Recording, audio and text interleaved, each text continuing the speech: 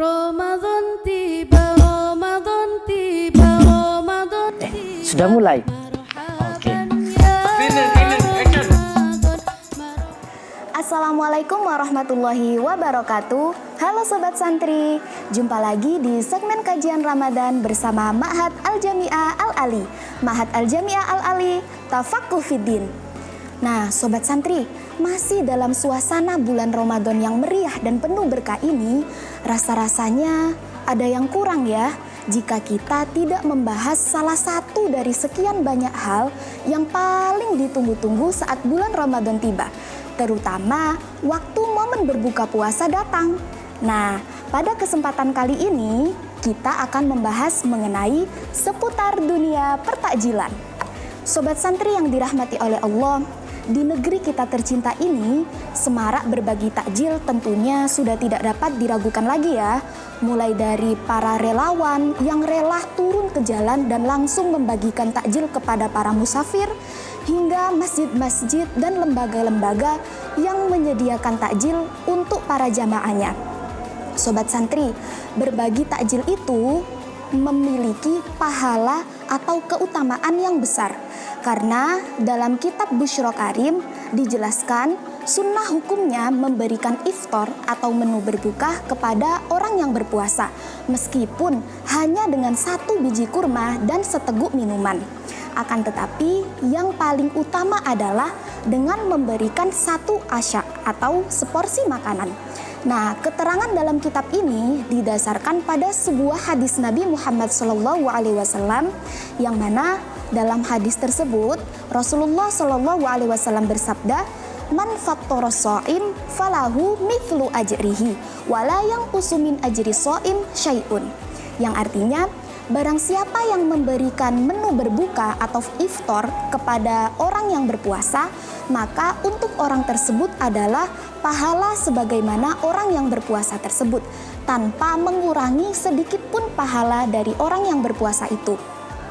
Sobat Santri yang dirahmati oleh Allah, perlu kita ketahui bersama bahwasanya keutamaan memberi takjil ini hanya bisa kita peroleh apabila takjil itu kita berikan kepada orang yang diduga kuat melakukan puasa dan bukan pada selainnya. Bahkan dijelaskan apabila kita memberikan takjil kepada orang yang tidak berpuasa tanpa adanya uzur yang jelas, maka hukumnya sama saja dengan kita memberikan fasilitas kepada orang tersebut untuk melakukan maksiat. Padahal dalam suatu kaidah telah dijelaskan ya, al-i'anah fil maksiyati maksiyatun. Tolong menolong dalam berbuat maksiat itu juga melakukan maksiat. Bahkan Allah Subhanahu wa taala juga berfirman dalam Al-Qur'an, "Wala ta'awanu 'alal itsmi wal 'udwan", yang artinya janganlah kamu tolong-menolong dalam berbuat dosa dan juga berbuat permusuhan.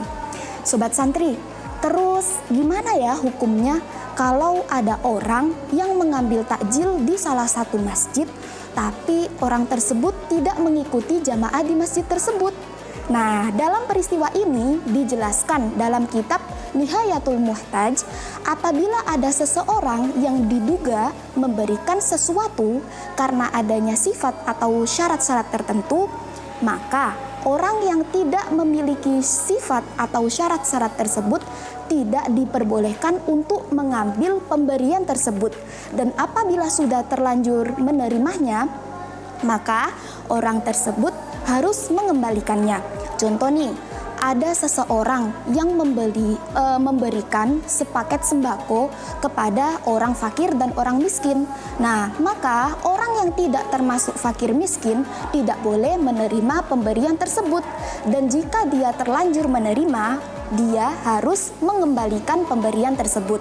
Nah, karena di masjid umumnya iftar atau menu takjil itu disediakan bagi orang yang berjamaah di sana, maka apabila kita mengambil menu iftar di sebuah masjid tapi kita tidak melakukan jamaah di sana, kita harus mengganti menu tersebut atau mengembalikannya.